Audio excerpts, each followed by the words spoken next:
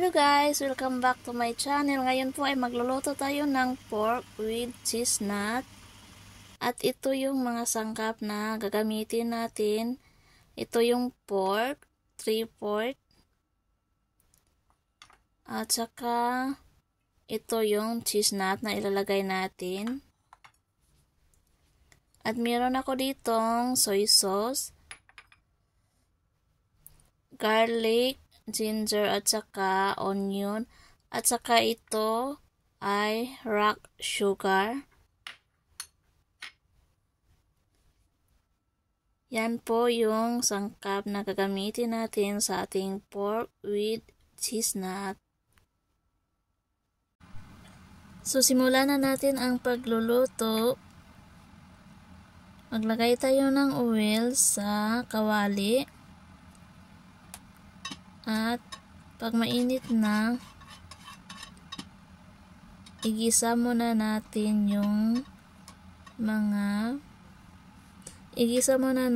yung ginger at saka garlic at saka onion.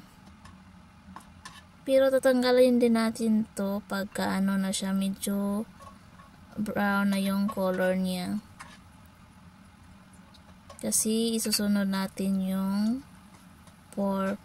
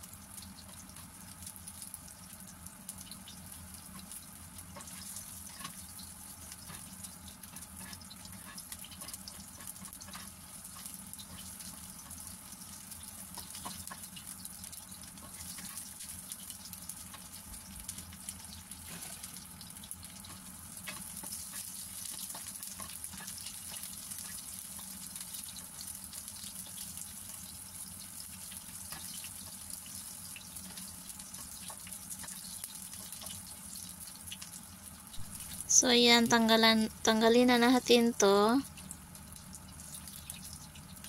At saka igisa natin yung baboy. Yung pork natin isunod sa pagisa.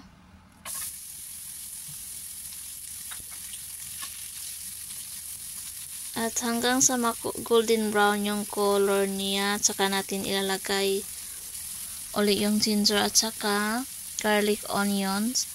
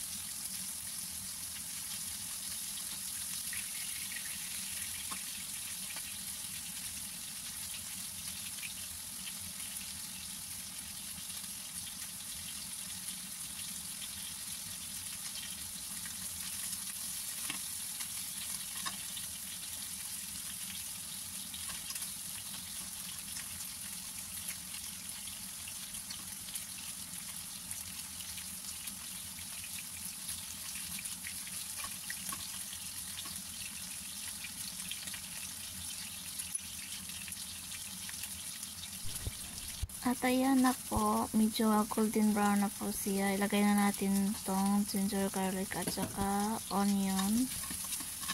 At haluin lang natin ng konti ng mga ilang minuto.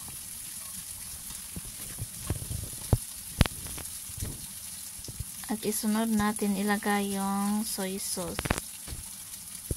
Yung soy sauce nga pala is as 8 teaspoon yung nilagay ko dito. 8 teaspoon po to, dinagdagan ko siya ng 3 spoon. Kasi yung nilagay ko sa ano lang yung 6 spoon. 6 teaspoon. Saka haluin lang natin. Pagkatapos natin haluin, lagyan natin ng tubig. Kasi palambutin natin muna yung pork natin ng mga ilang minuto, 30 minutes or 1 hour.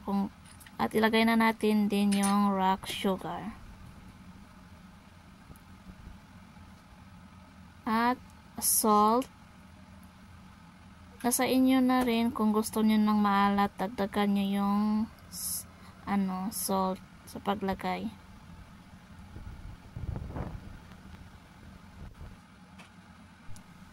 At takpan natin. Antayin natin hanggang sa lumambot yung karne natin. Pinalambutan ko to mga siguro 30 minutes. So yan, konti na lang yung tubig na nilagay natin. At medyo malambot na yan, kaya nilagay ko na rin yung cheese nut.